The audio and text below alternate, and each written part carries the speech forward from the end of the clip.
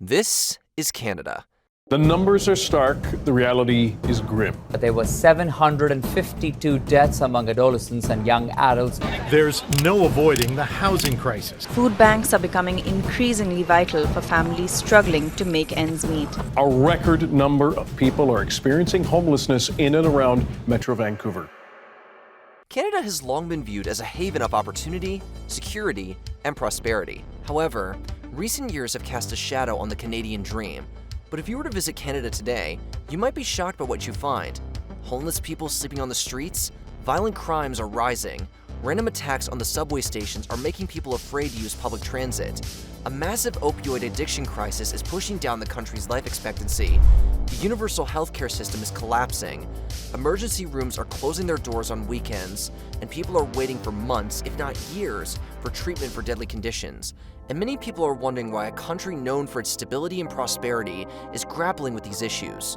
In this video, we'll take a closer look at the harsh realities behind Canada's struggling economy. But before we dive in, be sure to hit the like button below, as it greatly supports our channel and helps us bring more content your way. First, let's explore the largest factors contributing to the downfall of Canada's economy. Canada is the second largest country globally, home to over 39 million people, but the majority live in just a few cities. Toronto, Vancouver, Montreal, and Calgary are among the most populous urban centers. This urban density, coupled with rapid population growth, has strained housing supply. Usually, the draw towards urban areas can be attributed to several factors. The economic opportunities in cities are a major pull, and these areas provide better paying jobs, access to education, and cultural amenities, which make them appealing places to live. However, the high demand for accommodations in these cities has created a housing crisis. Skyrocketing property prices, limited rental availability, and soaring rent rates have left many Canadians struggling to secure affordable housing. The concentration of people in urban areas has driven up demand for housing, outstripping supply. This has led to bidding wars and inflated property values. This urban-centric population distribution isn't just impacting housing, it's also affecting rural communities.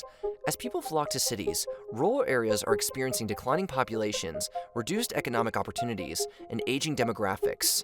Before delving into the complexities of the Canadian housing crisis, let's start by exploring its historical development. The 1950s was a pivotal decade for Canada, marked by post-war economic growth and a surge in population. The Canadian government recognized the need to address the housing shortage, particularly for returning veterans and young families. This era saw the birth of various policies aimed at promoting homeownership. One of the most prominent initiatives of the 1950s was the introduction of low-interest mortgages. These mortgages offered Canadians the opportunity to purchase homes at favorable rates, making homeownership more accessible. The government believed that providing affordable financing would stimulate housing demand and foster economic stability. In addition to low-interest mortgages, the Canadian government also introduced tax breaks for first-time home buyers. These incentives were designed to reduce the financial burden on those looking to buy their first homes, further encouraging homeownership. As housing prices continued to rise, some experts argue that the policies of the 1950s sowed the seeds for a housing bubble. A decade later, during the 1960s, Canada experienced a period of economic growth driven by various factors. The establishment of branch plants was a significant economic event during the 1960s. U.S. companies began to invest in Canada due to a shortage of raw materials, leading to the establishment of factories in Canada. These ventures not only provided employment opportunities for Canadians, but also propelled economic growth. By 1967, a staggering 88% of Canada's oil industry was American-owned, showcasing the extent of foreign investment during this time. With nearly 5% real GDP growth per year, Canada, along with other OECD members, enjoyed a period of economic prosperity that outpaced the growth rates of the previous decades. The economic prosperity wasn't just confined to boardrooms, it trickled down to the working class too.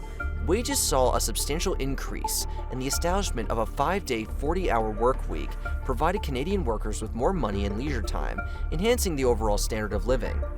However, as the calendar turned to the 1970s, dark clouds started to form over Canada's economic horizon.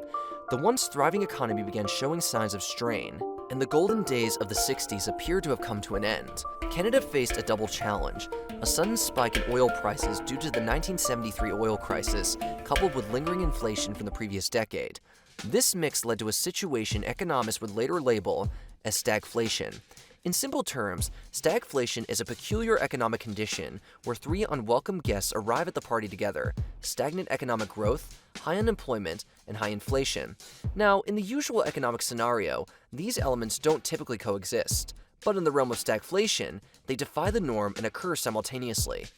In conventional economic wisdom, inflation, which is a general increase in prices, tends to dance along with economic growth. More money chasing goods leads to higher prices. On the flip side, high unemployment usually partners with economic downturns as businesses cut back and jobs are lost. However, stagflation crashes the party, bringing together high inflation and unemployment despite stagnant growth. The impact of stagflation hit Canadians hard, particularly on the employment front. Jobs were scarce, and many struggled to find work. Factories that were once bustling began to slow down or shut their doors altogether. Unemployment rates skyrocketed, leaving families and communities grappling with financial hardships. But the challenges didn't end with unemployment. Inflation, too, was on the rise. Prices for everyday goods and services soared, eroding the purchasing power of Canadian families. This inflationary spiral made it even more challenging for Canadians to make ends meet. To combine inflation, central banks typically raised interest rates.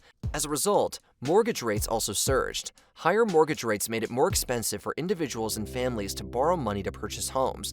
This led to reduced affordability and discouraged potential home buyers. With high unemployment rates, many Canadians were uncertain about their job security. This uncertainty reduced the demand for housing as people were hesitant to commit to long-term mortgages, particularly for larger and more expensive homes. The combination of reduced demand and higher borrowing costs put downward pressure on home prices. In some regions, home prices stagnated or even declined in real terms. Fluctuations in employment and inflation rates led to unpredictable shifts in housing market conditions. Buyers and sellers faced increased uncertainty when making real estate decisions. In some areas, the construction industry faced challenges during the stagflation period. High inflation increased the cost of construction materials and labor, making it more expensive to build new homes. This in turn constrained the supply of housing, which contributed to higher prices in certain markets. The economic uncertainty of the era led some individuals and families to reassess their housing preferences. Some opted for more affordable housing options, such as renting or purchasing smaller homes, while others delayed homeownership plans altogether. In response to the economic challenges of stagflation, governments at various levels introduced housing policies to address issues like affordability and rental housing. The housing market in Canada, like the broader economy, eventually recovered from the stagflation era. However, the impacts of this period, such as higher interest rates and changes in housing preferences, had lasting effects that continued to shape the housing market for many years to come. After a decade in the 1980s, the Canadian government made a significant move by deregulating the financial sector. This decision aimed to foster economic growth and competitiveness by reducing government control over banks and other financial institutions. Deregulation allowed financial institutions more freedom to innovate and expand their services, but it also had unintended consequences for the housing market. With increased autonomy, financial institutions began to experiment with new lending practices. One of the major changes was the relaxation of lending standards. Banks and mortgage lenders became more willing to extend credit to a broader range of borrowers, including those with riskier financial profiles. These risky lending practices included lower down payment requirements, adjustable rate mortgages, and even lending to borrowers with poor credit histories. The pursuit of higher profits and increased market share led to a surge in lending that would have a profound impact in the years to come. As a result of these riskier lending practices, the 1990s saw a significant increase in the demand for housing. With more accessible credit, many Canadians were now able to enter the housing market. This surge in demand, coupled with relaxed lending standards, created a perfect storm: a housing bubble. Home prices started to climb rapidly, and speculation in the housing market intensified. But as we know from history, housing bubbles eventually burst. In the late 1990s and early 2000s, a combination of factors, including rising interest rates and an oversupply of housing, led to a market correction. Homeowners, who had bought at the peak of the bubble, suddenly found themselves with properties worth less than what they had paid. Many struggled to meet their mortgage obligations, leading to financial distress and even foreclosures. The wave of foreclosures also had social repercussions, with families experiencing stress, uncertainty, and displacement. Furthermore, the bursting of the housing bubble had far-reaching economic repercussions. It impacted consumer spending as homeowners saw their wealth erode. Financial institutions faced significant losses due to mortgage defaults, and the broader economy experienced a slowdown. It was a stark reminder that financial deregulation, while intended to spur economic growth, could also lead to instability and systemic risks if not properly managed. In the aftermath of the housing bubble, Canadian authorities introduced regulatory reforms to mitigate the risks associated with the financial sector. Stricter lending standards and enhanced oversight became the norm to prevent a repeat of the 1990s housing bubble. Fast forward to the 2000s, the housing market made a remarkable recovery as housing prices began to rise once again. Several key factors contributed to this resurgence. One of the most significant drivers of the housing market recovery in the 2000s was the persistently low interest rates. Central banks, including the Bank of Canada, maintained a policy of keeping borrowing costs low to stimulate economic growth.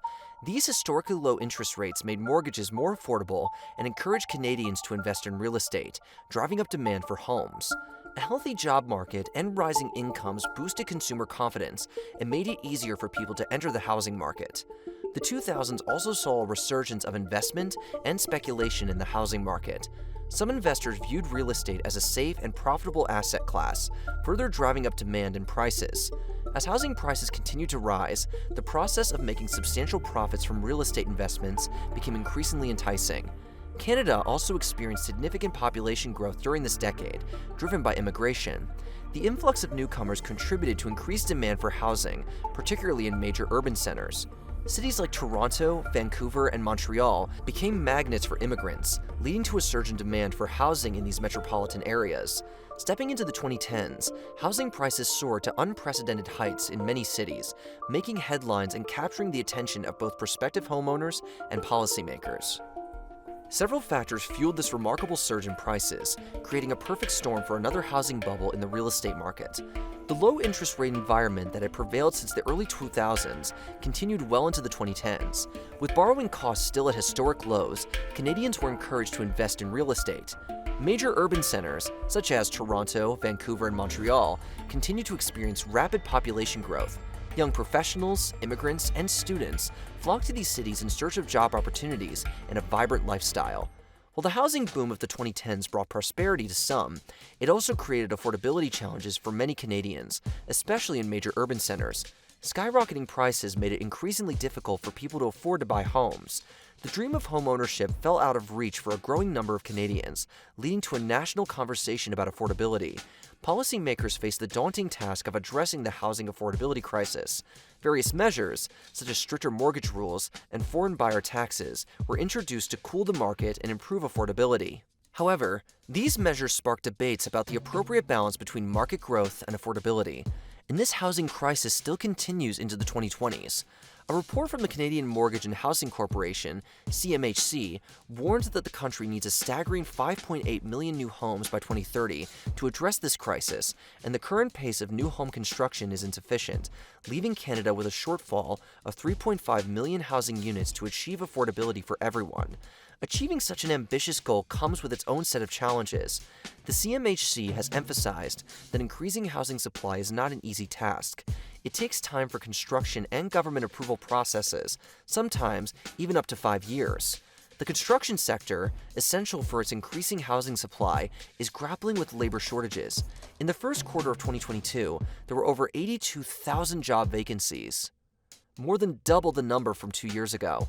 Moreover, the Bank of Canada's interest rate hikes are expected to further strain ownership costs in the near term, although some people are hoping for a price correction that could bring relief to buyers in the long run. Another survey by the Real Estate and Mortgage Institute of Canada revealed that over a third of Canadians regret their current mortgages. What's most concerning is that many homeowners weren't fully aware of the risks associated with variable mortgages, particularly regarding potential interest rate hikes. Now, nearly 22% of those surveyed find themselves struggling with unaffordable mortgages. With the current trajectory of interest rates, many homeowners may find themselves unable to afford their mortgages when it's time for renewal. This could lead to either financial hardship or, in most cases, they'll be forced to sell off their property. In response to this housing crisis in Canada, Prime Minister Justin Trudeau has highlighted the idea of desensifying Canadian cities as a pragmatic step forward. His comments were made after a recent cabinet retreat aligned with the government's stance on tackling the housing conundrum that has gripped the nations. Desensification is the process of increasing population density within an area by building more housing units, often by going vertical with taller buildings or utilizing underused spaces within existing neighborhoods. Historically, zoning regulations favored single-family homes, resulting in larger homes and urban sprawl. Desensification aims to reverse this trend by promoting more diverse housing options, including duplexes, triplexes, small apartment buildings, and accessory apartments. While much of housing policy falls under the purview of provincial and municipal governments, the federal government also plays a significant role. Experts emphasize that all three levels of government must work together to address the housing crisis comprehensively. Government has to provide a diverse range of housing options is essential to meet the needs of all Canadians. Duplexes, triplexes, and purpose-built rental housing are necessary to ensure affordability and housing security. But what makes matters worse is the lack of political commitment to address this pressing problem. Canada is home to 4 major political parties, yet none appear to have a solid plan in place to substantially augment the housing supply. The primary reason for not having a solid plan is the massive costs associated with land and construction. This alone makes it obvious that the government lacks the financial resources to tackle this crisis head-on. The most vulnerable individuals are finding themselves without homes, and the issue of homelessness is growing daily. Building the 5.8 million homes required would necessitate borrowing hundreds of billions of dollars, a fiscal burden that the government currently cannot shoulder, especially given today's high interest rates. Furthermore, taking meaningful action to enhance housing affordability would inevitably lead to a reduction in house prices, a prospect that no politician wishes to entertain. But the problem goes beyond just politics. When some people suggest reducing the number of immigrants coming into the country, they're accused of being racist and prejudiced, even though many Canadians, including immigrants themselves, believe there are too many newcomers coming in. In recent years, the government has steadily increased immigration targets, with projections now exceeding 500,000 migrants per year by 2025. The cost of living in Canada is skyrocketing, and higher interest rates are pushing more than half of Canadians' budgets to the brink. According to a recent survey by the insolvency firm NMP, a staggering 52% of Canadians are just $200 away from not being able to meet their financial obligations. More than a third of them are already struggling to cover their bills and debt payments. The generation hit hardest by the cost of living crisis is millennials, aged 27 to 42, who are grappling with the soaring costs of housing and the looming threat of rising mortgage rates. The Bank of Canada is set to make a crucial decision that could further worsen the situation. If they raise interest rates again, it will reach the highest level in 30 years, pushing many Canadians into an even tougher financial situation. And according to the government, this is all part of the bank's way to keep inflation in check. Meanwhile, another survey pointed out that almost 15% of Canadians are cutting back on their retirement savings, while 1/3 are preparing for a possible recession by building up their savings. The rising cost of living has made finding deals a critical part of the shopping experience for many Canadians. Consumers are desperately searching for bargains as they try to stretch their dollars further. Groceries are not a luxury, they are a necessity. The aisles of a grocery store are where we find the fuel that keeps us going day in and day out. Yet the escalating prices are pushing basic necessities out of reach for many Canadians. The digits on the price tags have been creeping up, making the simple act of filling a cart an exercise in financial restraint. But what's driving the prices skywards? The rising costs in grocery stores are caused by several factors. First, disruptions in global supply chains is making it hard to get products to the shelves. Second, extreme weather is messing with food supply, making some items scarce and pricier. Lastly, the ongoing increase in prices over time, known as inflation, is adding to the cost. All these factors are connected in a large, tangled web. Now, you might think that almost every country faced these problems, and yet why is Canada unable to overcome it? Well, it's because Canada's grocery sector has morphed over the decades, from a marketplace bustling with competition to a domain ruled by 3 mighty titans: Loblaws, Sobeys, and Metro. This trinity that holds sway over all the price tags, the choices Canadians have, and arguably, the health of every Canadian household finances. So after making its citizens suffer through this crisis, the Canadian government has recently decided to address this issue. Canada's major grocery chains seem to have come forward in alliance with the government. This collaboration aims to put a lid on soaring prices that have been a growing concern for the public and a pressing issue for the ruling Liberals. Last month, Innovation Minister François-Philippe Champagne spearheaded a critical discussion with executives from the 5 leading grocery chains. After 2 hours of what Minister Champagne described as challenging deliberations, a positive stride was made towards addressing the price inflation issue. The government seemed to have threatened potential new taxation on these chains if they failed to propose a viable plan to tackle the price hikes. However, post-discussions, he announced that the chains are on board to support the government's efforts in stabilizing the prices. Although the details of the agreement weren't laid out, Minister Champagne assured that this is a step toward the right direction and emphasized that the journey to price stabilization has just begun. Metro's chief executive officer, Eric Laflèche, pointed out that while the chains are eager to contribute, the root of the issue extends beyond retail. He highlighted the necessity of engaging all stakeholders in the industry, from manufacturers and producers to farmers, to find a holistic solution. Besides Metro, the dialogue includes giants like Loblaws, Sobeys, Walmart, and Costco. Together, they command 80% of the Canadian market. But it's not just groceries that are eating away at Canadians' wallets. The price of essential items is rising across the board, with Canadians reporting an average increase of $230 in their weekly spending. So, Minister Karina Gould disclosed plans to introduce comprehensive draft legislation aimed at curbing inflation. This move is part of a broader initiative to manage the high cost of living and the clamor for affordable housing, which has been reverberating across the nation. Ironically, these developments come at a time when the polls suggest a dip in favor of the Liberals, with the official opposition Conservatives gaining traction by attributing high inflation to what they deem an excessive government spending under Trudeau's administration. Only time will tell how these measures will translate into relief for the common citizen. Now let's talk about Canada's infamous healthcare system. Canada's healthcare is a gem, famous for its publicly funded and universally accessible nature. Every citizen and permanent resident has equal access to medical care, regardless of their financial status. The system operates under the Canada Health Act, ensuring that essential care is a right, not a privilege. Long before the establishment of the Canadian Universal Healthcare System we are familiar with today, individual provinces experimented with their own healthcare schemes. However, after World War II, the tide began to turn in the province of Saskatchewan. It was here that the blueprint for a new healthcare system was drafted. Under the visionary leadership of Premier Tommy Douglas, often hailed as the father of Medicare in Canada, Saskatchewan introduced a universal hospital care insurance plan in 1947. The spark ignited by Saskatchewan began to spread, and by 1962, the province took a significant step forward by introducing a universal medical insurance plan that encompassed doctor services under its protective umbrella. Amid the growing calls for a national healthcare plan, the federal government established the Royal Commission on Health Services in 1961, chaired by Justice Emmett Hall. The recommendations of the Hall Commission were clear and resounding. Canada needed a national healthcare insurance plan. In response to the prevailing need, the federal government enacted the Medical Care Act in 1966. This act was a milestone, laying down a framework for shared costs between the federal government and the provinces and territories, thus sowing the seeds for the Medicare system we know today. Fast forward to 1984, the Canada Health Act was passed, further fortifying the principles of universality, accessibility, comprehensiveness, and public administration within the healthcare system. However, it's not entirely free as many people believe. It's funded through taxes. In 2022, the healthcare budget hit a whopping $330 billion. Broken down, that's nearly $9,000 per person per year. The tax bracket you fall into determines your contribution, and this, our friends, is where the strain begins to show, especially for middle and low-income households. Medications, an essential aspect of healthcare, is a significant pain point in the Medicare system, especially for those aged 24 to 65 who don't qualify for any public drug coverage.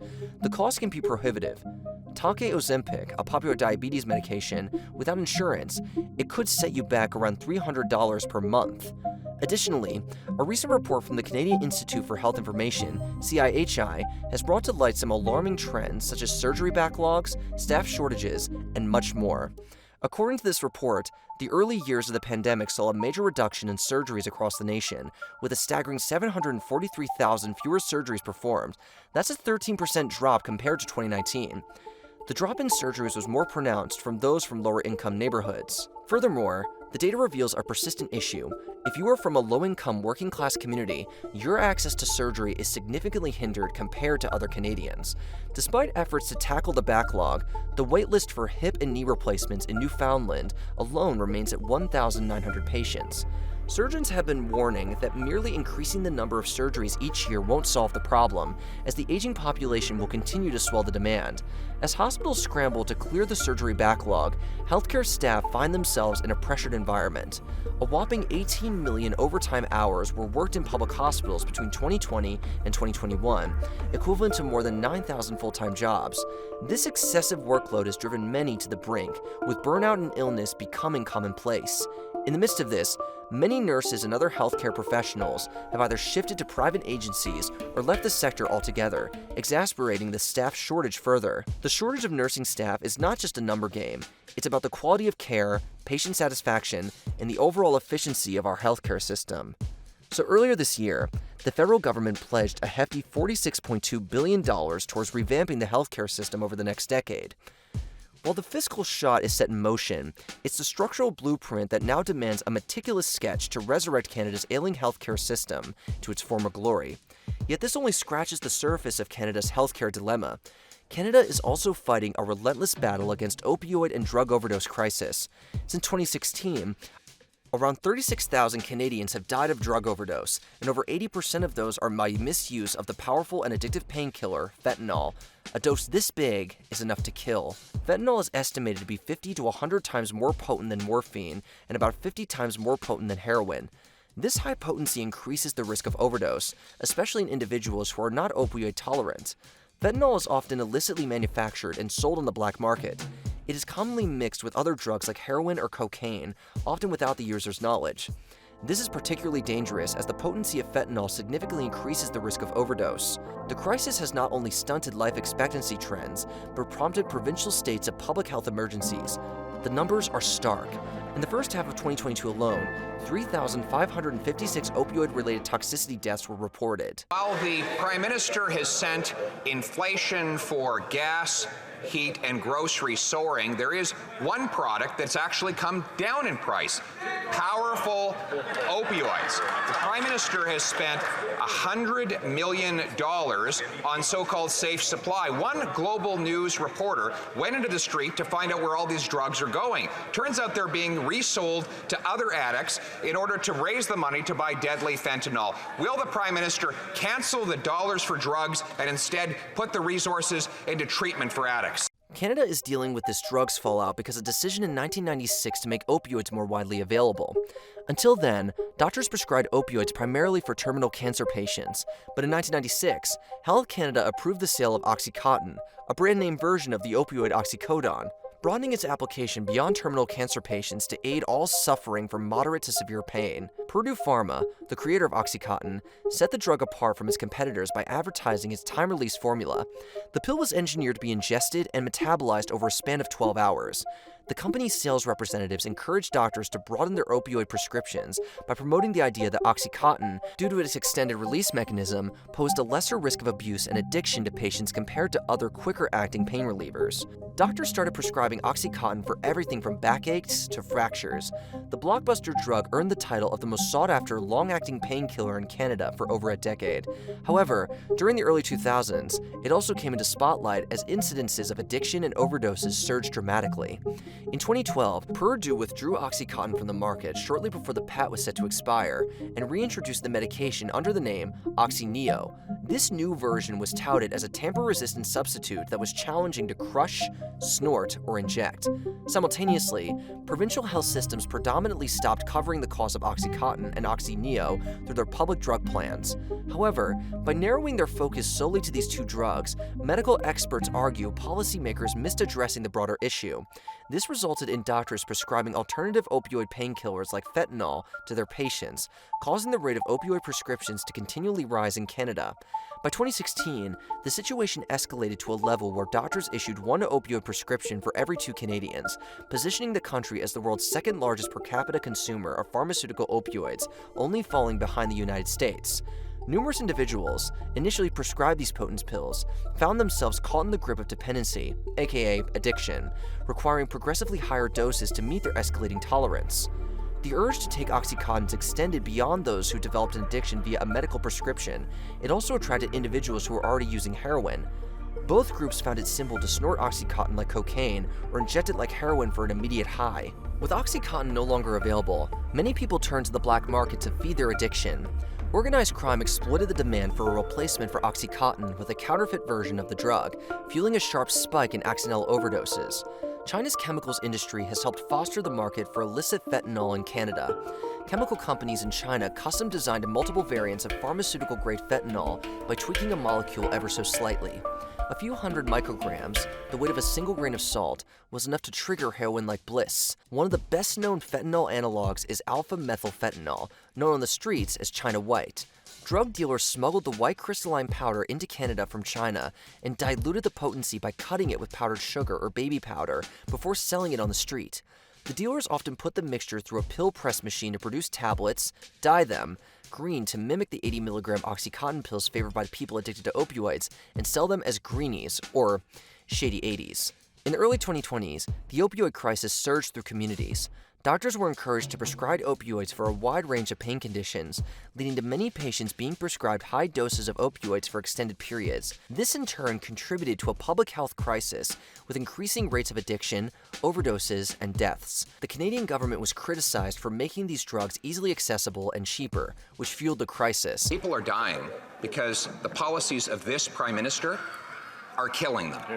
His policies are flooding the streets with drugs that now go for $1 a hit. You can buy 26 hits of hydromorphine, which is an analog to heroin, for $30, Mr. Speaker. These are drugs paid for by Canadian tax dollars under a program by this government that has led to a 300% increase in drug overdose deaths. Why won't they get some common sense, end dollars for drugs, and put our people in treatment? Since 2017, over $1 billion has been committed to enhance access to evidence-based treatment, fund awareness campaigns, and support research initiatives that could guide the nation towards lasting solutions. This funding has been channeled towards various programs aimed at supporting individuals who use drugs, expanding treatment services, improving awareness and access to Naloxone, a medication used to counter opioid overdose, and launching initiatives to reduce stigma and support affected families. Furthermore, medical regulators in Canada are working towards devising upstream interventions to curb excessive and hazardous opioid prescribing patterns based on available evidence. This involved the formulation of enforceable guidelines aimed at reducing the opioid-related toll on public health. Tragically, we may witness preventable diseases and overdose claiming lives, families forced to endure life on the streets, and politicians who choose to avert their gaze and deny the existence of this crisis. Regrettably, Canada's predicament will likely have to reach an even more dire state before the nation acknowledges the necessity for swift and resolute measures. To those considering immigration to Canada, we have a straightforward message: don't do it. The country is currently running full speed towards a potential crisis. Whether it's immigration, healthcare, drug use, or housing, the current trajectory is unsustainable.